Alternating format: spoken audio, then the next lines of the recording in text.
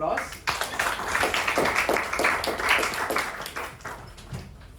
Harsh, bounding box, Harsh.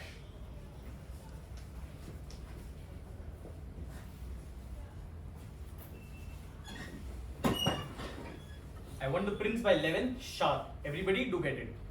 I went running down, I got my personal print, and I went up to the class. And I gave it to the dean saying, here's my print. It was 11, it was 10:59.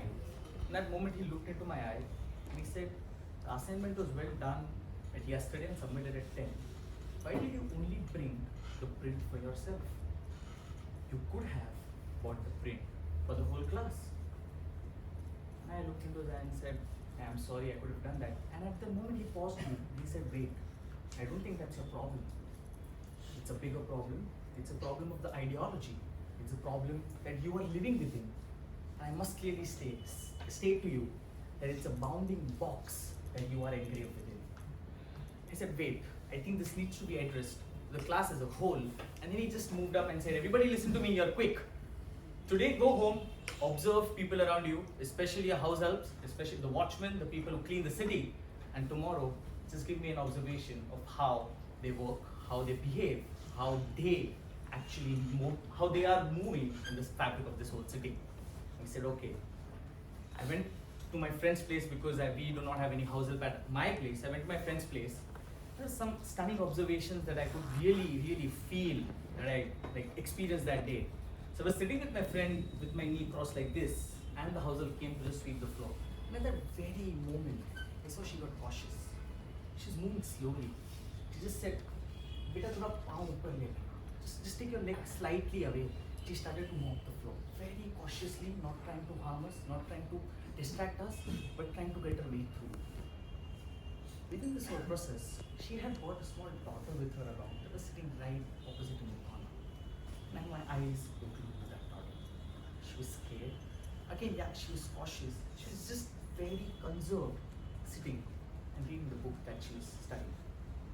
I was wondering what the mother must have told a kid of 8-year-old to be there in the corner in such a big house, be just so enclosed within themselves.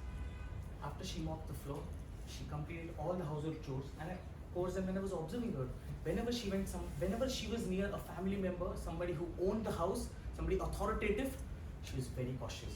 She was calm. She didn't want to harm anybody or distract anyone. When she took her daughter out, they very calmly moved out of the house without a noise being made. And I saw the child was looking into my eye, and I was looking into her. And I saw a gloom on her face as she faded off. When I was moving down, I was going home, I saw the watchman of that building who was calmly sitting there. But the moment two people or flat owners were coming, the watchman was sitting, he was standing and he was sitting, he was standing and he was sitting. People tended to not be around him much while having interpersonal conversations, slightly away from him. He should not hear it, he was slightly cornered. And when I was looking at people who clean the city, and it's a very common gesture, a very common visual that I've come across is, you might be walking, people are walking around, there's some paper somebody's thrown, nobody cares to pick it up. You always expect, or I saw people expect the cleaners, the helpers to pick it up and keep the city clean for them. And that is what I explained to the dean the next day, that this is what I observed, and most of us, we actually observed all of this. And that's where he opened to us about, now let's address this whole concept of where is this bounding from, and what we humans are actually today into. So this whole idea, he said that when I told you yesterday that you are in a bounding box, means you are selfish. You only care about your own self. You don't care about the people around. You don't even care about the city that you stay in. You don't care about what people are doing around you. And this whole result, this whole effect springs up from multiple concepts which have empowered us over the years. Now he asked us a very simple question, like how many members are there in a family? And one of us said there are 4 members. And then he asked, what do everybody do? What is the household? What people do? He said, this blah blah blah people do. And then he asked, who cleans your house? And of course we said, yeah, there's a maid, or there's a bai as we call. But he said, please mind your language. It's a helper. It's a helper that cleans your house because they're helping you clean your mess. He said, okay. He had a point there. He said, when helpers clean, watchmen take care, The Google definition of family says that something related by blood or land. But in reality, we experience family as care. And that is what is missing.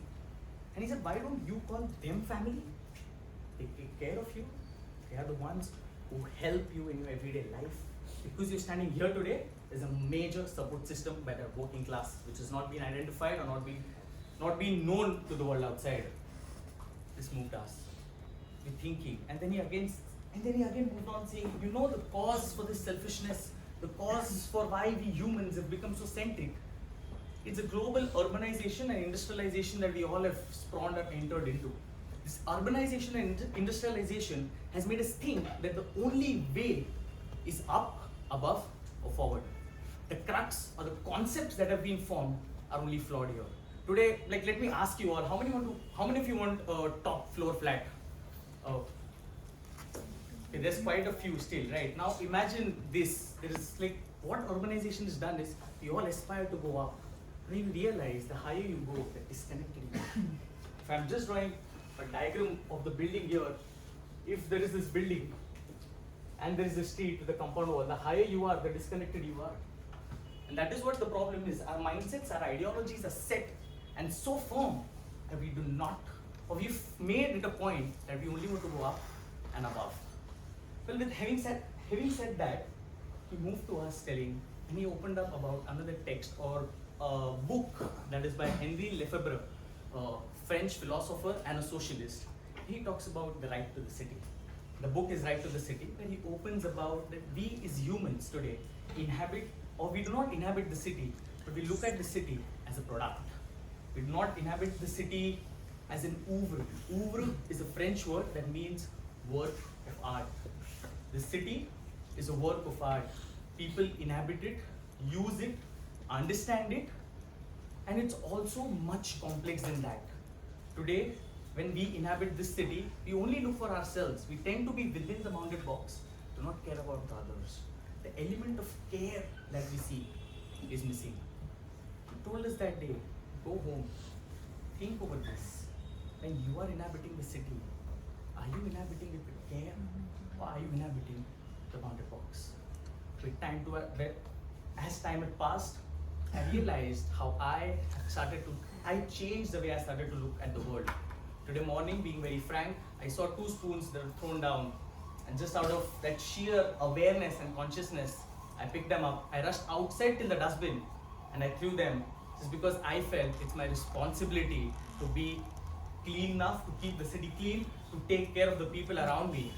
And with that said, I would just like to ask you all, go home today, think through, look at the people around, observe, and ask yourself, are you inhabiting with care, or are you inhabiting